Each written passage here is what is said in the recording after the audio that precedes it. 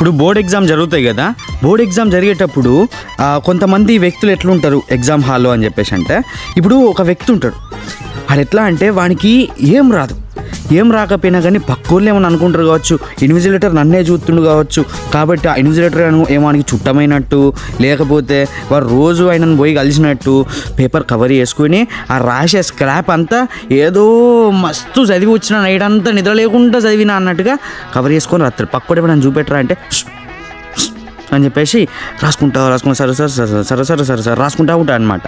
ఇంకొక స్క్రాప్ గడ్ ఎట్లుంటా అంటే వాడు ఏం చేస్తాడంటే, నేను రాసే స్క్రాప్ అయినా మంచిదే, అసలు ఏ స్క్రాప్ రాయడానికి నేను సాయం చేద్దామని చెప్పేసి ఆ స్క్రాప్ అంతా ఫాస్ట్గా రాసుకుంటా వానికి చూపెడతారనమాట. రాసుకోరా రే, సెకండ్ క్వశ్చన్కి ఆన్సర్ రా, రే రాసుకోరా రే, సెకండ్ క్వశ్చన్ రా, థర్డ్ క్వశ్చన్ రా అని చెప్పేసి ఇచ్చి రాపిస్తాను అనమాట.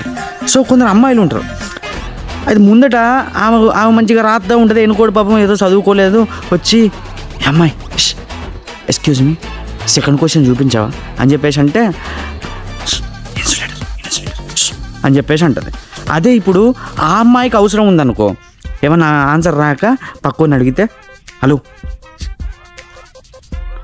ముందే ఇన్విజిలేషన్ ఏం కాదు అని చెప్పేసి అంటే ఆమెను ఎవడని చూపెట్టమంటే ఇన్విజిలేటర్ అని చూపెడుతుంది, ఆమె ఏమన్నా అడిగితే మట్టుకి ఇన్విజిలేటర్ కనిపించాడు. సో అట్లుంటుంది అనమాట. సో ఏంటంటే మోస్ట్గా ఈ ఎగ్జామ్ హాల్లో ఏం రానోడికి హెల్ప్ చేసేవాడు ఎవడంటే ఏం రానోడే.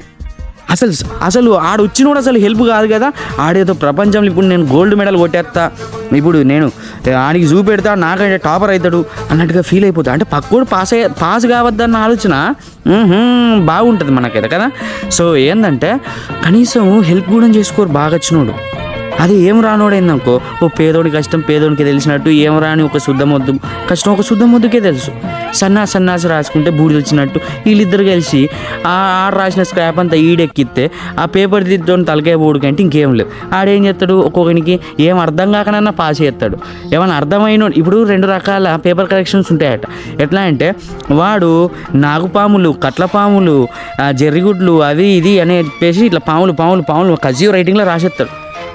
ఆ పేపర్ దిద్దడానికి ఇది నిజమా అబద్ధమా, ఇది ఏంటి, ఇది కరెక్టా కాదా అన్న అర్థం కాక సందిగ్ధంలో పడి నిజమే కావచ్చు, ఒకవేళ నాకే అర్థమవుతలేదు కావచ్చు, ఓకే 5 వేసి ఎక్కడ 2 వేసి ఇప్పుడు అని చెప్పేసి వేసి పడేస్తాడు అనమాట.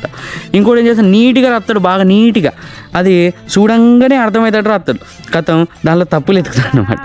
కథం ఆయనకి 5కు 4 పడిపోయినాయి. సో ఏంటంటే ఇట్లా రకరకాల మనుషులు ఉంటారు అనమాట. మీ దోస్తులలో ఎవడన్నా బాగా చదివేటోడు ఎగ్జామ్ హాల్లో చూపించినోడు ఎవరైనా ఉంటే వానికి వీడియో షేర్ చేయండి. అండ్ మీ దోస్తులలో ఎవరైనా శుద్ధమొద్దు, మీకు సాయం చేసే శుద్ధమొద్దు ఎవరైనా ఉంటే వాడికి కూడా ఈ వీడియో షేర్ చేయండి.